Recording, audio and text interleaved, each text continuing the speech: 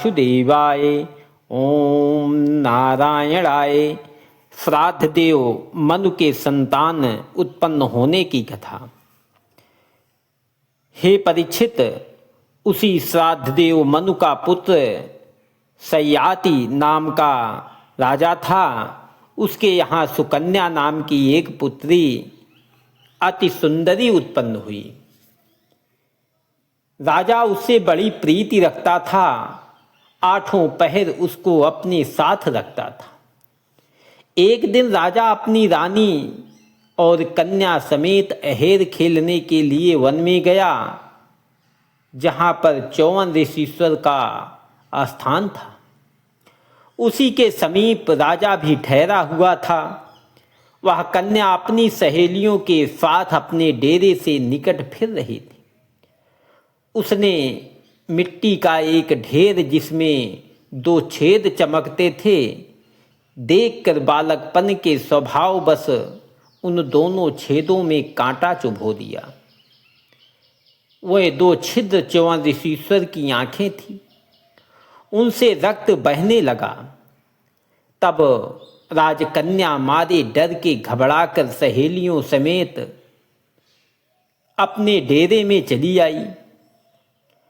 ऋषीश्वर महाराज के दुख पाने से उसी समय राजा की सेना में सब छोटे बड़े मनुष्य, ऊंट, घोड़ा, हाथी आदि का मलमूत्र बंद हो गया और पेट में पीड़ा होने लगी।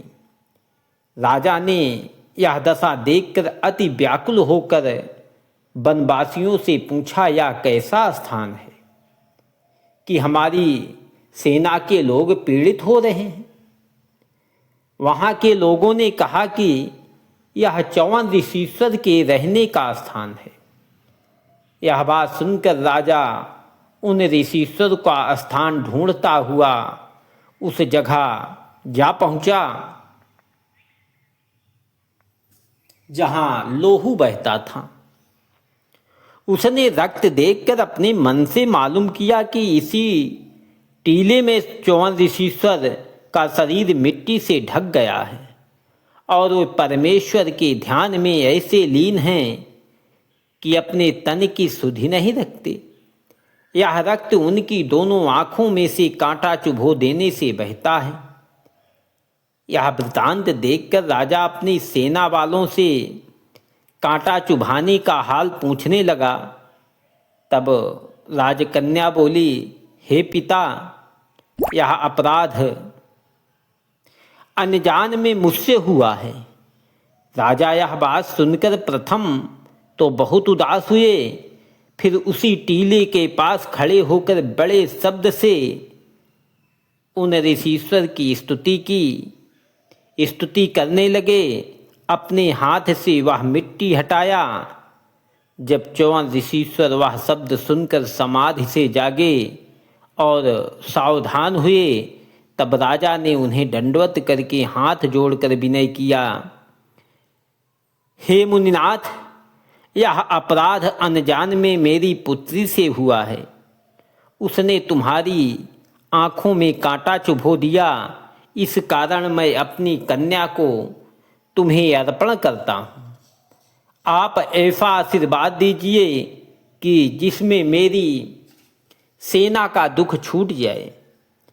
चौवन ऋषीश्वर ने राजा की स्तुति करने से प्रसन्न होकर ऐसा वरदान दिया कि सबके पेट की पीड़ा दूर हो गई।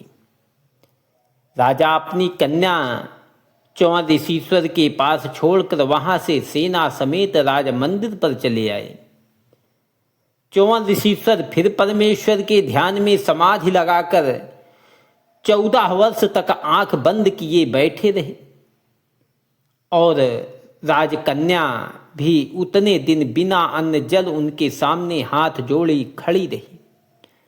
वह ऐसी सुंदरी थी कि इंद्र ने उसके पास आकर कहा कि तू यहाँ क्यों इतना दुख सहती है? मेरे साथ चलकर हम तुझे इंद्राणी बनाकर सुख देंगे। इसी तरह कुबेर आदि कई देवताओं ने आकर उसे अनेक प्रकार से अपने साथ चलने को कहा। पर उस कन्या पतिव्रता ने किसी की ओर आंख उठाकर कभी नहीं देखा। 54 ऋषीश्वर को अपना पति व परमेश्वर समझकर उनके चरणों में ध्यान लगाए खड़ी रही। 14 वर्ष के बाद 54 ऋषीश्वर ने समाधि से जागकर क्या देखा कि राजकन्या उसी तरह हाथ जोड़े सन्मुख खड़ी है। उसके शरीर में केवल हाड़ व चाम रह गया है। उसका ऐसा पतिव्रत धर्म देखकर 54 ऋषीश्वर अति प्रसन्न हुए। उसी दिन परमेश्वर की इच्छा से अश्वनी कुमार वैद वहां आए और ऋषीश्वर को दंडवत करके विनय किया कि जो आज्ञा हो सो तुम्हारी सेवा करें। 54 ऋषीश्वर बोले, हमारी आंखें अच्छी करके मुझे तरुण कर दो तो मुँह मांगी वस्तु तुम्हें देंगे। अश्वनी कुमार ने औषध का कुंड बनाकर ऋषीश्वर को उसमें स्नान कराया तो उसी समय उनकी आंखें अच्छी हो गई और वो अति सुंदर हो गए। उनकी 16 वर्ष की अवस्था हो गई। तब राजकन्या उन्हें देखकर अति प्रसन्न हुई। 54 ऋषीश्वर ने आदरपूर्वक अश्वनी कुमार से कहा कि जो मांगो सो दूं।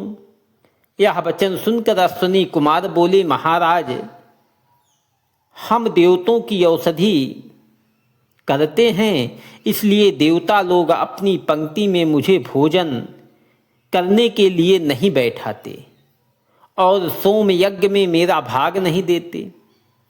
सो आप दयालु होकर ऐसा कर दीजिए कि जिसमें मैं भी भोग पाऊं। ऋषीश्वर बोले, तू धैर्य धर, तेरा मनोरथ पूर्ण होगा।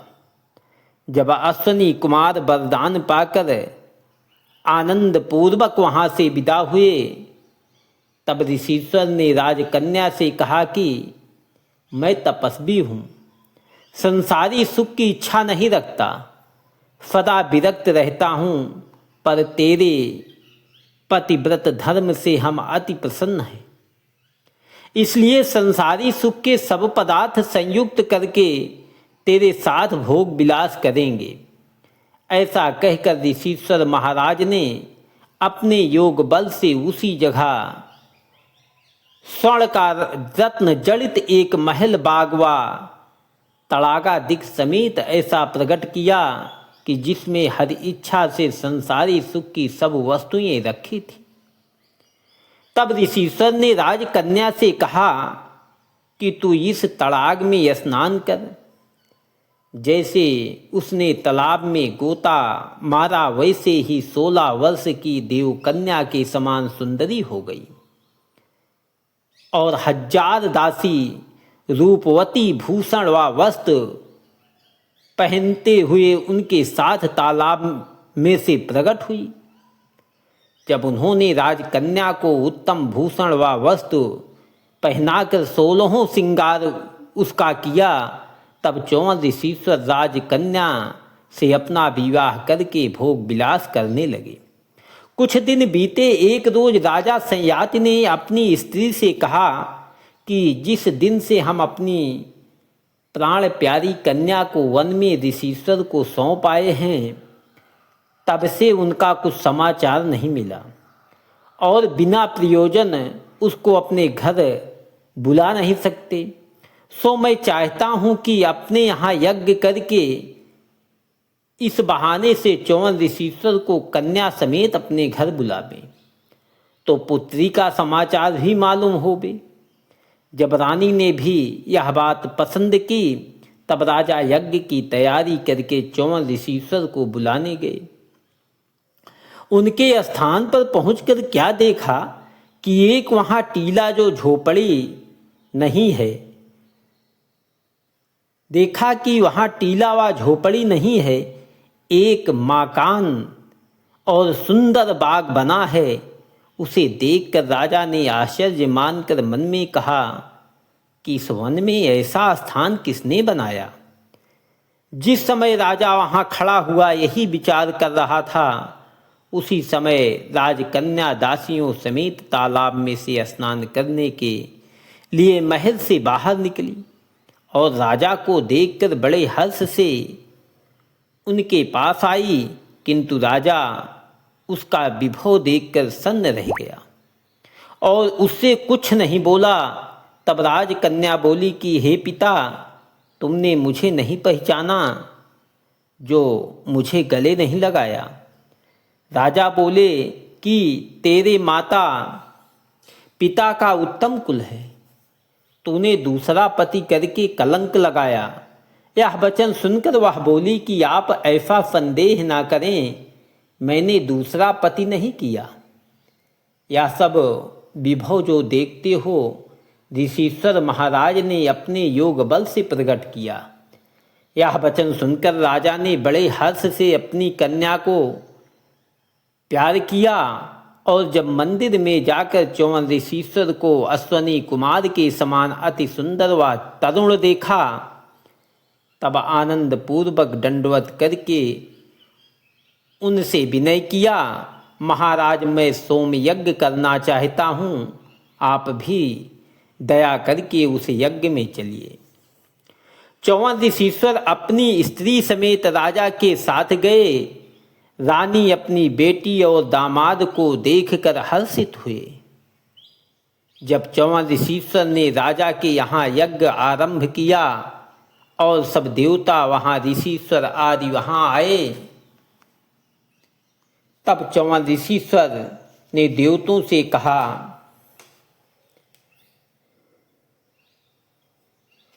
कि यज्ञ में अश्वनी कुमार को भी भाग दो। यह वचन सुनकर इंद्र बोला कि अश्वनी कुमार वैद्य है, रोगियों को छूते हैं, इसलिए उनको यज्ञ का भाग ना देना चाहिए। चौवन ऋषिश्वर बोले हे इंद्र, मैं अश्वनी कुमार को यज्ञ में भाग देने का वचन दे चुका हूँ, इसलिए उन्हें अवश्य भाग दूंगा। यह वचन सुनकर इंद्र क्रोधित होकर बोले हे ऋषिश्वर, तुम हमारा कहना ना मानकर अश्वनी कुमार को यज्ञ में भाग दोगे तो हम तुमको मार डालेंगे। ऐसा कहकर जैसे इंद्र ने चौवन ऋषिश्वर को मारने के लिए गदा उठाई, वैसे ही ऋषिश्वर की यज्ञा व परमेश्वर की इच्छा से इंद्र का हाथ उसी तरह उठा हुआ रह गया। उसने गदा मारने की वास्ते बहुत चाहा, पर उसका हाथ नीचे को नहीं झुका।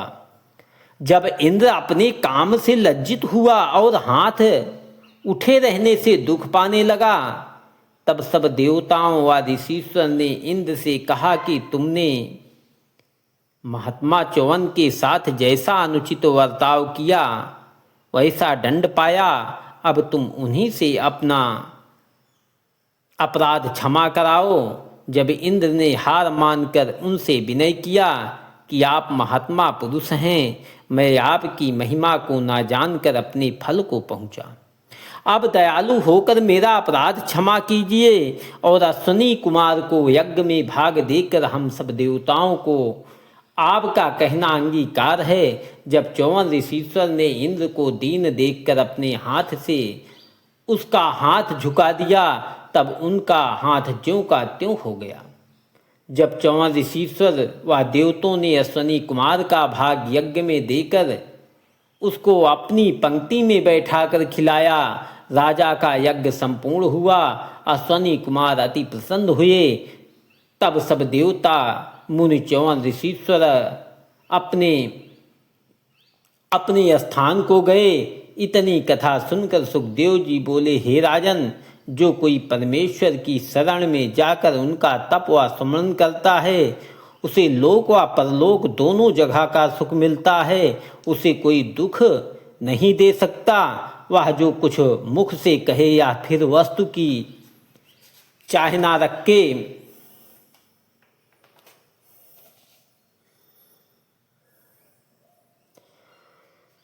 जिस वस्तु की चाह करे नारायण जी उसके मनोरथ सिद्ध करते हैं। सो हे परीक्षित, उसी श्राद्ध देव के वंश में रेवत नाम का राजा बड़ा प्रतापी हुआ। उसके यहाँ रेवती नाम की एक कन्या अति सुंदरी व बुद्धिमती उत्पन्न हुई। जब राजा ने उस कन्या को विवाह के योग्य देखा, तब मन में विचारा कि जगत की रचना करने वाले ब्रह्मा जी हैं, मैं उनसे जाकर पूछूं, जिस तरह राजकुंवर को वह बतलावे उसी से अपनी कन्या विवाह दूं। ऐसा विचार कर राजा अपनी कन्या समेत ब्रह्मलोक को गए। ब्रह्मा ने उनको बड़ा राजा समझकर आदर पूर्वक बैठाया। उस समय ब्रह्मा की सभा में गंधर्व लोग गाते थे, इसलिए राजा ने कुछ कहना उचित ना समझा। जब गंधर्व गा चुके, तब राजा ने ब्रह्मा से विनय किया कि जो राजकुमार तुम्हारी समझ में अति सुंदर हो, उसको बतला दीजिए।